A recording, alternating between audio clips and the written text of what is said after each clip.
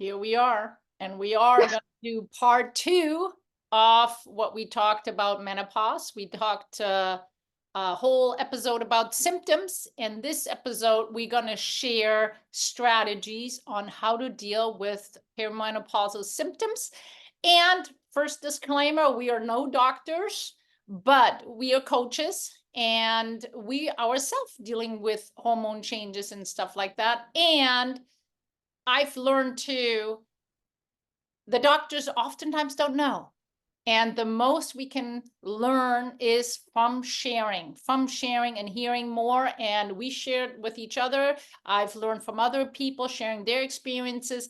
And we're lacking a lot of research anyways in this department. And oftentimes it is such a fine tuning to figure out what works for you that there is no one size fits all, and this is what you got to do. So our conversation hopefully helps every listener to get new idea maybe here and there, or go like, oh, you know what, I haven't thought about it. Okay, I'm going to start tracking that. Let me try this. Or reach out and get just a new perspective, because that's what it's all about, hearing some new ideas. And I'm also hoping that it helps women advocate for themselves.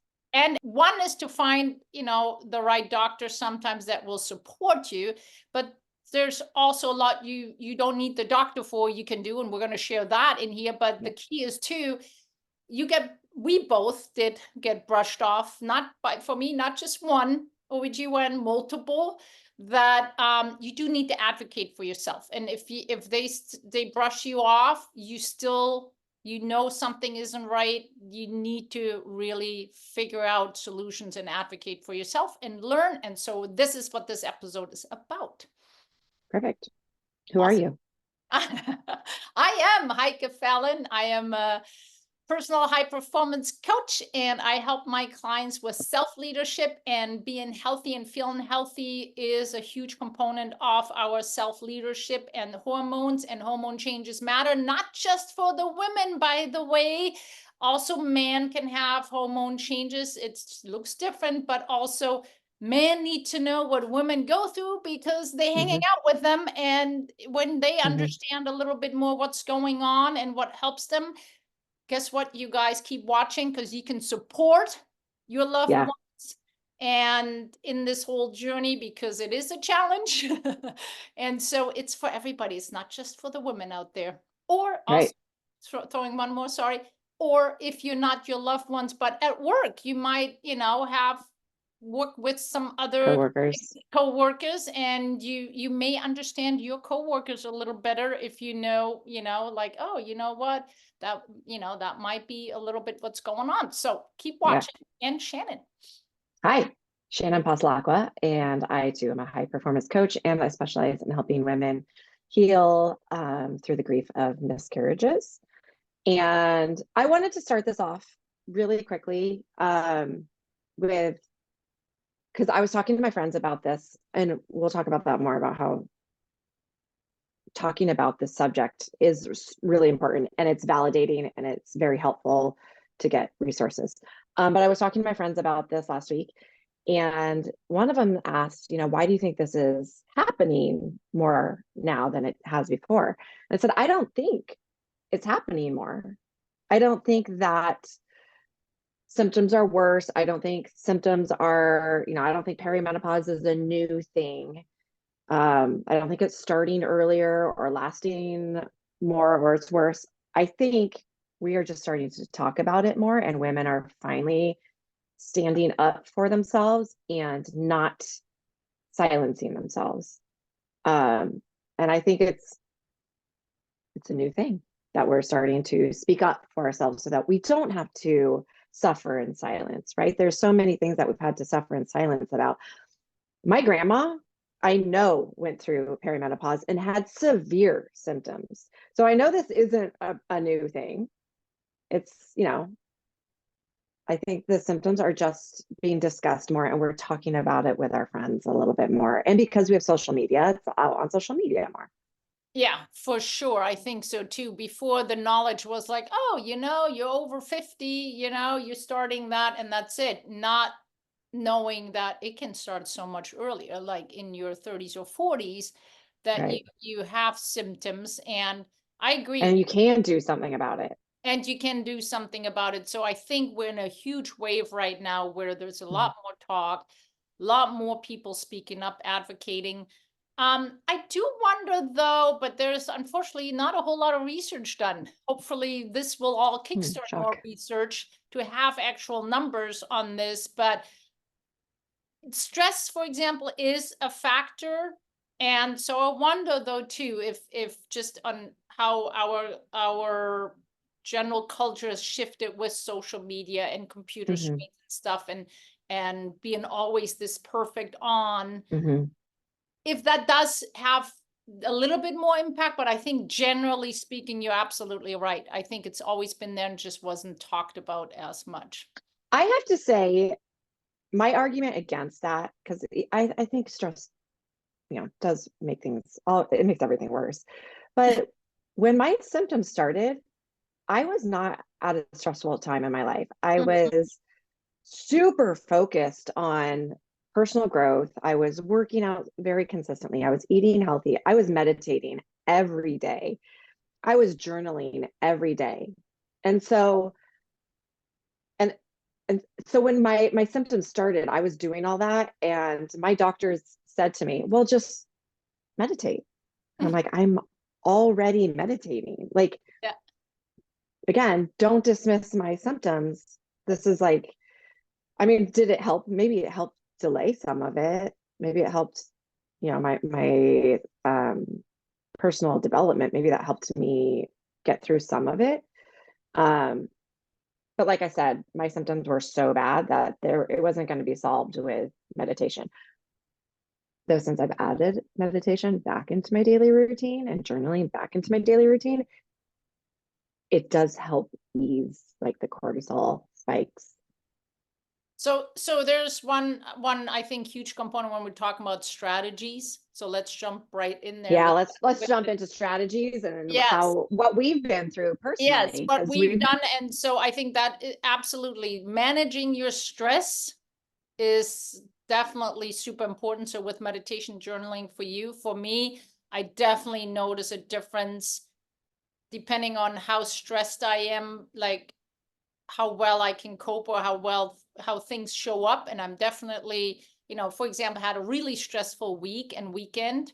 Um, and I've been very slow recovering. I'm still even feeling a little brain foggy today, which I normally haven't been anymore. But I think it's because, and yesterday I really gave myself, a much easier day and changed things a little bit, and that helped tremendously. But the stress, managing the stress, and I could have done better. I'll be honest with you. I just wanted to get that garage cleanup done, and I went full blown and fell in bed at Can I 8:30. ask you a question though? Sure. Is the stress affecting your sleep? Is that Yeah. what the issue is? Well, it is. I know that because I've struggled with sleep for a long time due to other issues, right? And I've worked on my sleep, so I track my sleep for the last, I don't know, 16 years now. So I'm very aware of Mhm. what impacts my sleep. And yes, when I have a day where it's a lot of things back to back, and I don't take my breaks frequently that I normally do, it does impact my sleep. And also, other issue was I do really well when my sleep is a fairly regular time. Yeah. And last week, due to other events, it ended up being about an hour later than is Hmm. ideal. And so yes, all what happens, and that's a side comment too, whatever you do throughout the day does impact your sleep. So yes, what happened was I did not manage the stress and demand of the day as well as I usually do. I went to bed a little later than what I normally do, and that derailed my sleep. I definitely didn't sleep Hmm. as well. So I tracked my sleep with the Oura Ring, and my sleep score was not good last week. And now then I notice, I'm like, oh, but now And I'm that contributes to foggy brain. so then I started like, okay, getting a little warmer at night, not like full night sweats, but I could definitely tell, like I woke up a couple mornings, even though it said I slept pretty good. I'm like, but Yeah. I still feel a little not Yeah. clear there, even though my numbers showed very, like I slept well, but Can it, I say something really quickly? Everyone I talked to the last week has had a hard time sleeping this last week with and have had more night sweats. mm-hmm. Why? I don't know. I know. But the point Oh, is that I know I could have getting done warmer. better. And I know when I manage my day very well and I keep my sleep schedule pretty well due to my history of sleep. So that is, again, this is not for everybody, but sleep matters. Mhm. And because during the night, our body, our brain actually restores, rebuild, and we do know hormone levels do impact, for example, mitochondria, which is the small cell structures, and sleep helps it to rebuild and to have a healthy mitochondria. So sleep is a huge component too. If we're stressed, you use the set, cortisol levels. If the cortisol levels are constantly very high, which happens when you're feeling more stressed, um, or intensive workouts too, right? That may not contribute to good mitochondria health, those cell structures, which again, it kind of becomes this domino effect, right? Mhm. So when we're talking strategies, what worked for me is addressing a lot of different things and Mhm. everything from different angles and creating really combined habits. It's not just the sleep, it's not just managing the stress and energy that I need, but it's also the food, the gut health. Mhm. So I pay very close attention to my diet because I know for me that has an impact. Want to jump into that for the diet component? What do you do? Yeah. Yeah. My diet definitely affects how I feel. And I tend to dial it in. And then I'm like, oh, I can go off this for a little bit because I'm feeling good. Da, da, da. And then for a couple weeks, I'm like, wow, why do I feel like crap? Why am I so inflamed? And I'll add all those things back into my diet that don't serve me and make me feel, brain fog and sluggish. And so this last week or two, I've really started to dial it in again. One of these days, I'll learn to just keep it dialed in. Um, and I feel so much better. For me, I can't eat gluten. I have a gluten sensitivity. So I don't eat gluten, and I try very hard to keep my protein levels up. So I eat a lot of protein, I eat a lot of fruits and vegetables, and I have unfortunately cut out dairy, um, which is Fun. very difficult for me because I love sour cream. Anyone knows me. I love sour cream, I love dairy, I love cheese, but I feel better when I don't eat it. So, and I really just can't have alcohol. It's every once in a while I'll be like, oh, I'm out and I'm having fun with friends. I'll have a drink or two. And it never works out well. Well, It always just makes me not sleep. Shocking. yeah. So here's the thing.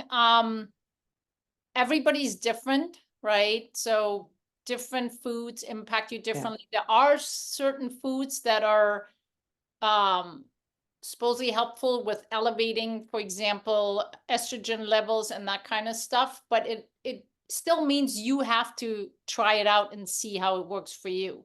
But I know from clients as well as friends, cutting down on alcohol definitely made an impact on symptoms of perimenopause, and sugar. So the Oh yeah, added I don't do sugar, sugar. and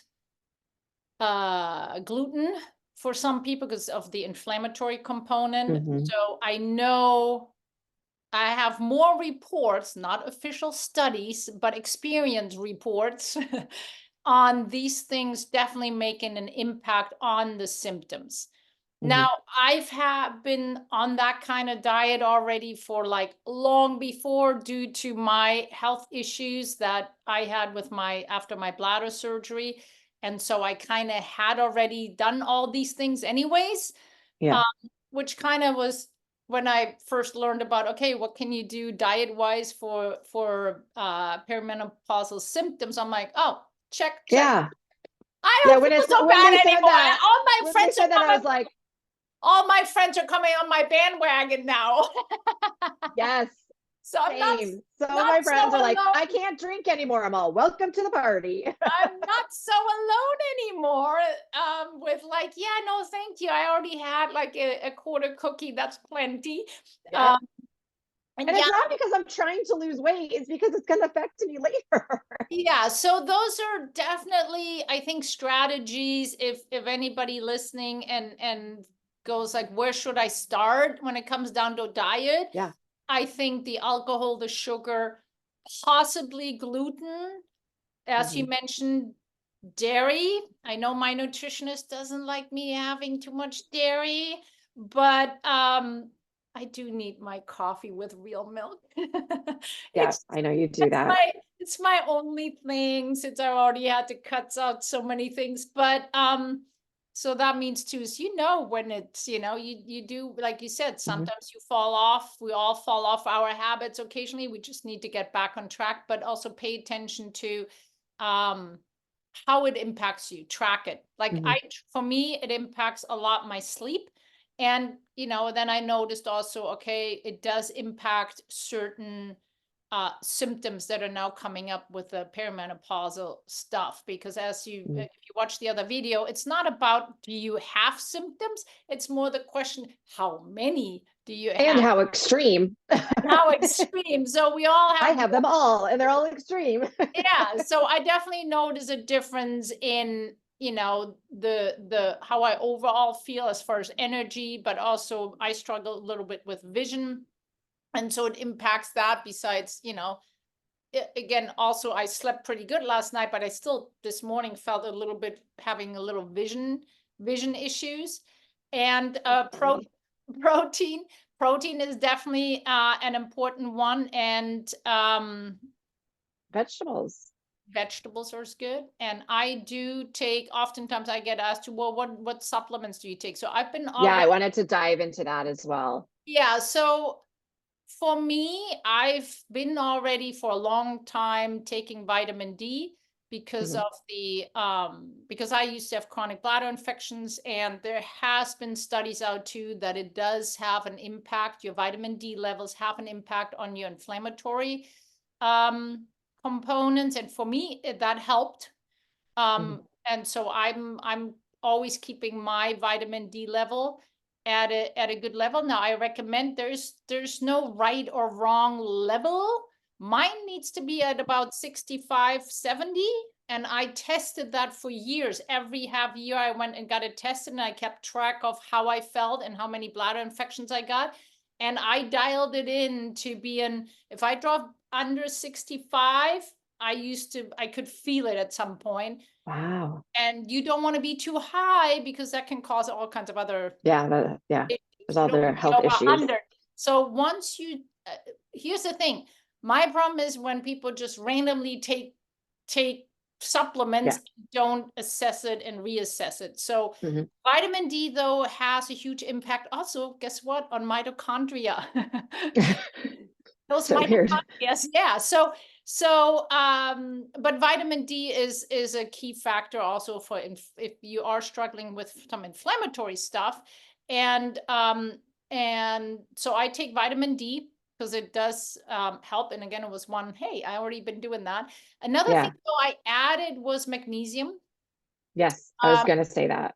Magnesium, it definitely has helped me for sleep, but I can't really judge if it changed otherwise for me anything on the symptoms, but I've heard from others that magnesium is a good thing to take.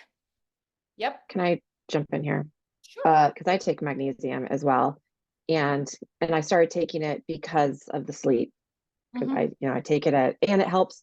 Magnesium also helps your stress level. It helps kind of calm things. Yep. So I take it for sleep. I take it at nighttime for sleep. I take it in the morning also, for just kind of lower my stress level, my anxiety, that came with perimenopause. And on another note, it keeps me regular, which I never had a problem with until I hit perimenopause. So that was very helpful with my bowel movements. So I love that you say that, because the goal is always correlated to something. If you don't see any change, Right. Oh, yeah. then it's time to go, is it really making an impact? Because I took, and you might need to try out also, it's a whole nother story on which magnesium, but I've been, Yes. recommended. Yeah, there's a bunch of them.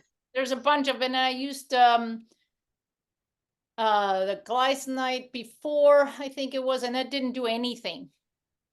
So it That's what I really, use. so, and again, the problem is there are a couple of research studies out there, but they're very limited, and it's Yeah. at the end of the day, you need to see and try out what works for you, but for that you do want to track it somehow. Like you said, okay, Mhm. I definitely noticed it becomes more regularly, so there's an outcome, Mhm. right?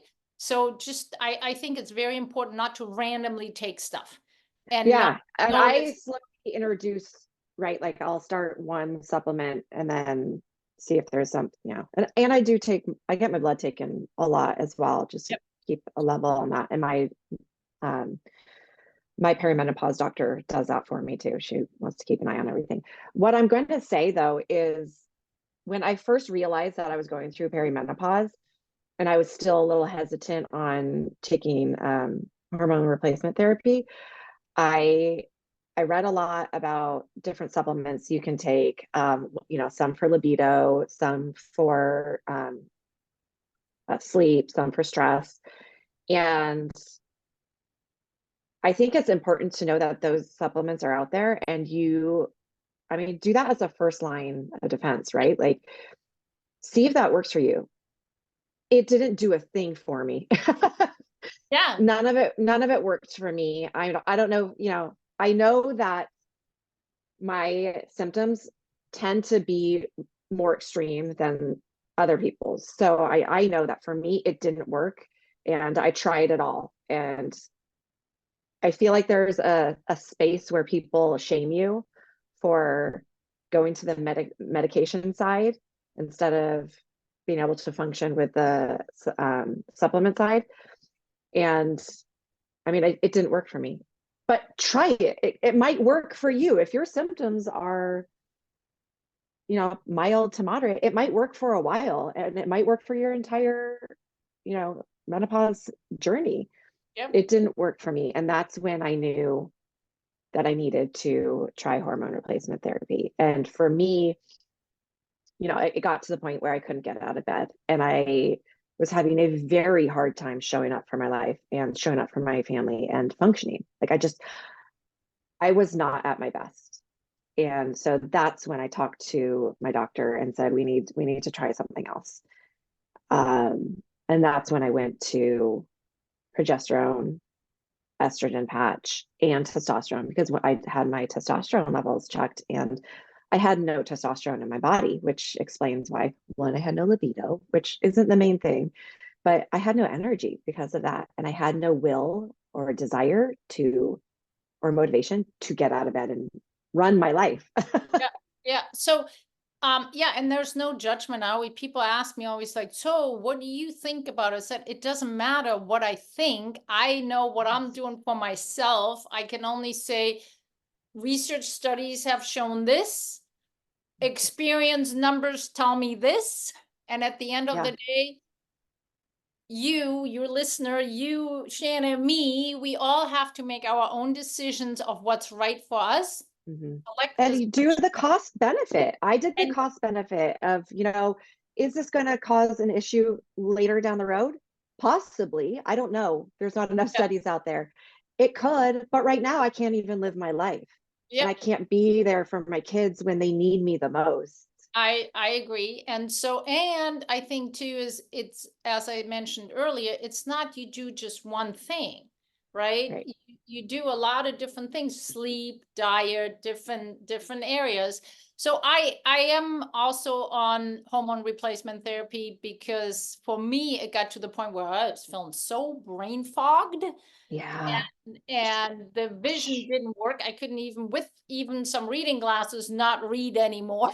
It's so funny. And I I'm know like, when my estrogen is low, like before my period starts, or I'm like, oh, I know my period is starting because I can't see the TV or I can't see while I'm driving. And I'm like, why is it all blurry?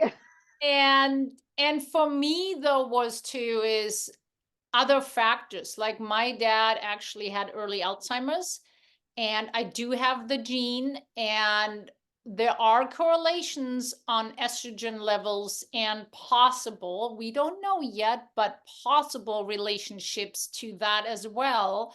And for me, I was like, you know what? Alone to maybe work in preventing in that direction, besides the blurriness, but actually having an impact on not getting early Alzheimer's. Yeah.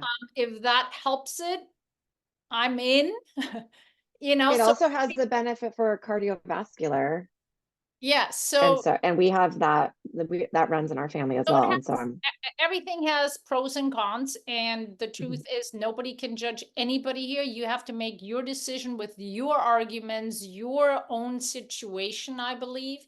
And for me, there were other factors included in making that choice. I'm not regretting it. I'm feeling a whole lot better. Is it perfect? No, because still hormones yeah, go like that, and you know they can change within 90 minutes. Even if you do a blood test and it can change within 90 minutes, you do a blood test, it looks completely different. But in you have to make the decisions depending on your situation, your history, your symptoms, stuff that's going on for you. And again, these are just us sharing some more strategies and tips. Now let's talk about workout, because I think that is oh, important. oh, this is such, I struggle with this because I hear so many different theories, ideas, and I honestly, I have not, No I idea. haven't, I haven't figured out what is going to work specifically for me. I know for a fact, I don't know if it's fact. I know that everyone says lift heavy, right? You're supposed to lift in our age level or whatever. We need to lift heavy weights. And so that has been my main focus. And I've You been lifting cannot get heavy. me in a million years to do heavy lifting. I always hated it. So funny. I will I've not. been doing it for about 7 months. Oh, well, so my issue was like last year, I was like, oh my God, everything on my body looks completely flabby. And I don't know how that happened because I've been pretty an in shape person my whole life. And usually then if I started working out, I'd see some results within a few months. I've been doing this for 7 months of lifting heavy weights, and I'm just starting to see it's huge, huge. So Like I'm lifting. then I don't feel so bad because I'm no, but so Well, for So for me, heavy lifting never felt good. I'm always been the one who's doing the workout in, I'm like, for me, lifting weights is I so love it. boring. I hate it. I always hated that. So I'm always So been funny. the one who's getting exercise otherwise with different sports of climbing or something like that. But here's the thing. Yes, you have to find what works for you, but for example, I definitely noticed a shift in, I did have some hip issues, some hip pain that I normally didn't have before, which came along, I think, also with the hormone changes. And what I did is I changed to uh, literally signing up for just a low impact aerobic class. But because you're doing a lot of more sidestepping and crossing, Yes. and there's a little weights in between, Yes. just enough that I can handle. And I'm not bored. But this is why my friends and I are going to start doing pickleball because I know we're old and this is what we do. But pickleball, because I don't want to do full on tennis yet. Pickleball, you're doing the sidestepping and you're Yep. doing the front and the back. And that's really good for your And it's a joints and good it's really good for eye-hand our tendons. coordination and stuff like that. So Yeah. So the And point is, balance. and it comes back Lose to, your balance. yep, and you need to work your vestibular system, not balancing on just on one leg. That's not how balancing goes, but that's another story. Reach out to me if you want to learn more, but my info is below, but it's the vestibular system that needs to be trained in your eyes oftentimes. So just standing on one leg isn't balance training in that sense. But point is, I had the pain. I changed my workout routine. Not, well, I added actually to it. I kept I love, being outdoors. So I do my bike riding, I do my walking. I couldn't really run anymore because my hip was just Yeah, I hurting so can't. much every time. But I want to run again. But I signed up for this class, and my hip pain went away just from, I think, the Interesting. doing other type of workout. But for me, the low impact, Yep. not heavy stuff, was actually the right thing to do, because I knew I'm not doing good if I go do a CrossFit CrossFit. or some super heavy duty thing. Yeah. Yeah, I went to the 50+ class, okay? And I was about the youngest, but that's okay. Are you into the senior class? I am, and it's fine. Are you going to do chair aerobics? Because no, it's the typical 80s aerobics. It's hilarious. But Oh, I love that. the point is, find what's right for you, right? And find what's fun. What's fun, what's right for you, and what actually helps your symptoms. So for me, my hip doesn't hurt anymore. It's gone. So, and that was without any of my other brain-based exercise that I usually teach, because I do them, but I did them before myself. So but I knew I needed to do a little bit more on the weight training. And so yes, this class is not just a low aerobic and formation kind of stuff, but we do have little sections in there where we do a little with light weights, not heavy weights, but the 3, 4, 5, 7 pound dumbbells adding. But I think that was just the right amount for me to make the change. So it doesn't always have to be the heavy loading.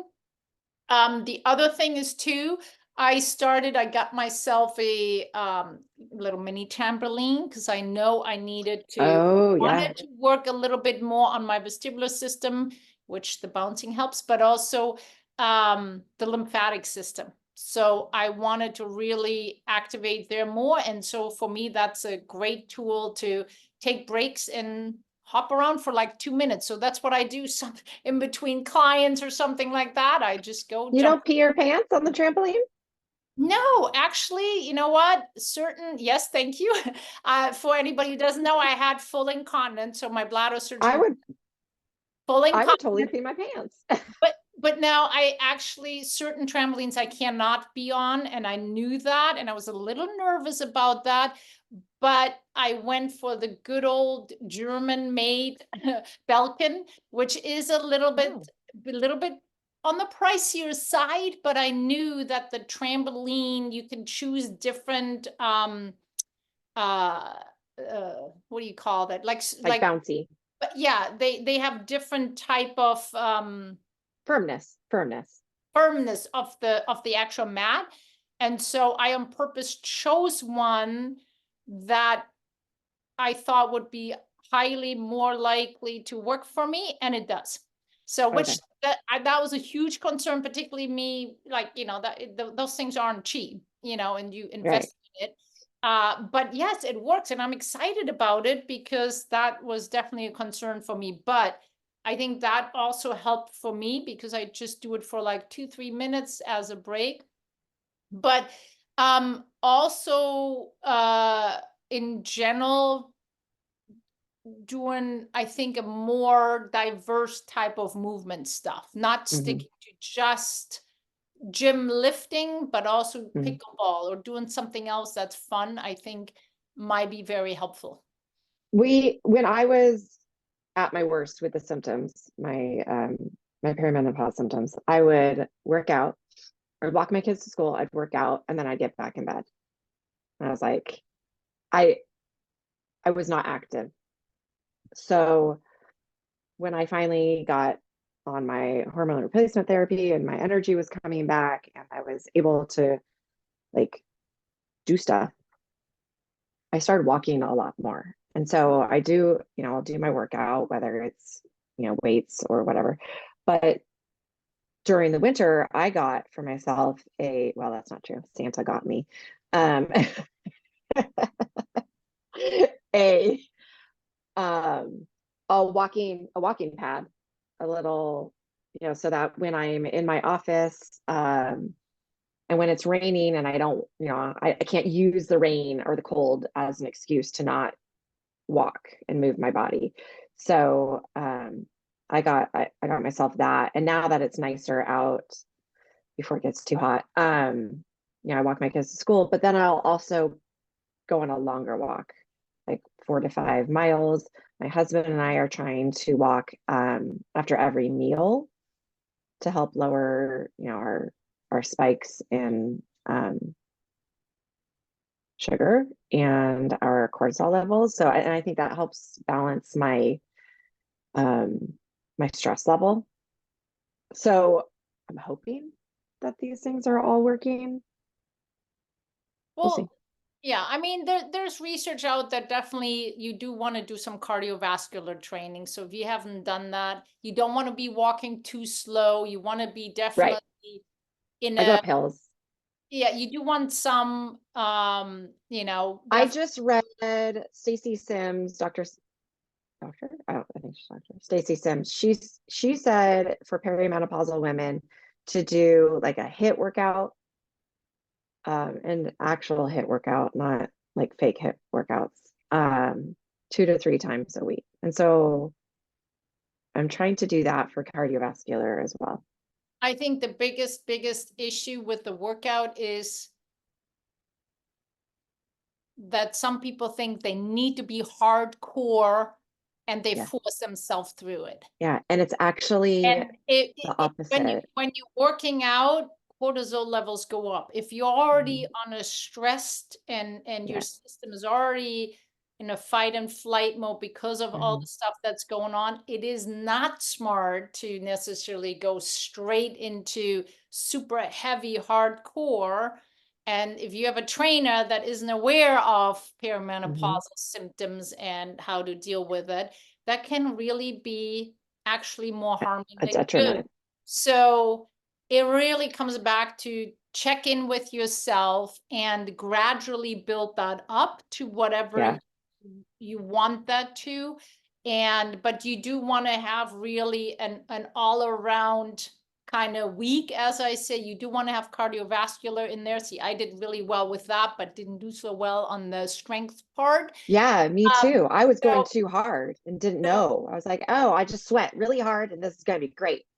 So for me, the strength training that's in that in that class works out great for me right now. I do try to also could be better at that. More uh weight bearing, so your body with your body weight exercise. So I do them sometimes. I could definitely be better at that. But that can be very helpful too. Then again, playing a sport or participating something definitely fun, from pickleball to rock climbing or a dance class or what have you, Pilates, whatever. My sister-in-law does rock climbing and she loves it. It's not really my thing, but I mean, that's really helped her. Yeah, I used to climb a lot, a ton, definitely before the kids and then still, but it does. The thing is with rock climbing, you also kind of, for me, have to do it consistently. If you don't, it's kind of a slap in the face when you have a crappy day. You get like, I could climb this last week. Why can't I climb this today? So it's a little harder mentally when you don't, if you skip to, versus if you go to an aerobic class or play pickleball, it's a little easier when you have a bad day. It's not so bad. Yeah. But can I make a quick point on that? And I know we need to wrap it up, but also be aware of, if you still do have your period, you still have a cycle, be aware that your cycle also, or the way you work out is affected by the time of the month it is for you. So, the week before my period, I'm like, why can't I lift anything? Why is this workout absolutely killing me? And then the week after my period, I'm like, I can do everything. I can lift heavy. And that's when I really try to make my gains at that point. But just be aware of that so that you're not shaming yourself or making yourself feel bad because your body's not doing what it's supposed to do or did last week. It's very dependent on where you are in your cycle for some people, not all people. Yep. But that's also why, for me, for example, this class, right, this low impact aerobic class, I on purpose signed up for this particular one, even though it's at times, it's not that hard for me. But on my worst day, I can still show up and do it. And for Yeah. me, consistency was way Yeah. more important, that there's something that I will be doing consistently. Even on my worst day, I'll show up. Last week was one of those where I'm like, I do not feel like it today. Yeah. But it was just enough where it doesn't push me too much. So I just use the little lighter weights. But other than that, it's not too intense where I can do it on my worst day. And then I have other exercises, other workout things where I push myself harder. And so it's all about, for me, having adjusting to also a little bit how I feel, yet though not to skip. The Yeah. consistency matters. But Yeah. Showing up matters. at the end of the day, it's like, it's really about self-awareness and learning, what works for me, what can I do consistently, and where can I push myself occasionally, but which days maybe I shouldn't push myself today so much, because I am at this time of cycle with hormones or whatever else is going on. So, but I think it's very important. Now, we didn't go much deeper into sleep, but we have done a whole episode about sleep. Sleep is just crucial. So please watch that episode. Yeah, I think we covered pretty much Well, we covered a lot of it. I'm most of sure it. there are things that we left out. I think it's important to note that trust your body and trust Yep, yourself and make the right decision for you. for you. And if you don't feel like you're being listened to, find a different doctor, do what's best for you. I think research is still up and coming. Not all doctors are trained, and it's not their fault. They're just not trained in perimenopause as much as, fertility. So if you're not getting the answers and you still are thinking there's something not right, find a different doctor. Reach out to us. We have other, Yep.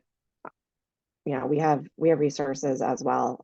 So keep trying. Don't give up. Yep, don't give up. And it is true that regular OBGYNs are not trained. So you do want to go find one that has a Find a specialist. certification in the menopausal area, which that exists. There's actually, I don't know the website now, but I'm going to find and put it in the description. You can actually look up which doctors are certified.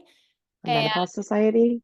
yeah, I think it's the American Menopause Menopause Society. Association or Society. I don't know, something like that. Okay. I'll leave it below. But yeah, but don't give up, because if you're not feeling right, just the blood test will not show you what it is. Watch part 1 about the symptoms we covered. Your blood test can look just fine, and your regular doctor will go, what? But you're not, And you can still have regular periods. and you can have regular periods, but you have all kinds of other symptoms. That might be another sign. And please talk to more people, talk to your friends, talk to other people, and find out what they're doing or sharing. I think that's how I, ended up looking deeper into certain things, just because friends of mine shared with me what it did for them, the things that they changed and the strategies they used. So Yeah, you're hopefully, not alone in this. yep, you're not alone. That hopefully we're contributing for the overall better cause here to spread knowledge and experience and strategies that may help you. And feel free to reach out and watch part 1 on the symptoms, because it's, again, we have them all. It's just a matter of how many and how strong they show up. But Yes. thank you, Shannon, as always. It was good seeing you. So good. And till next time.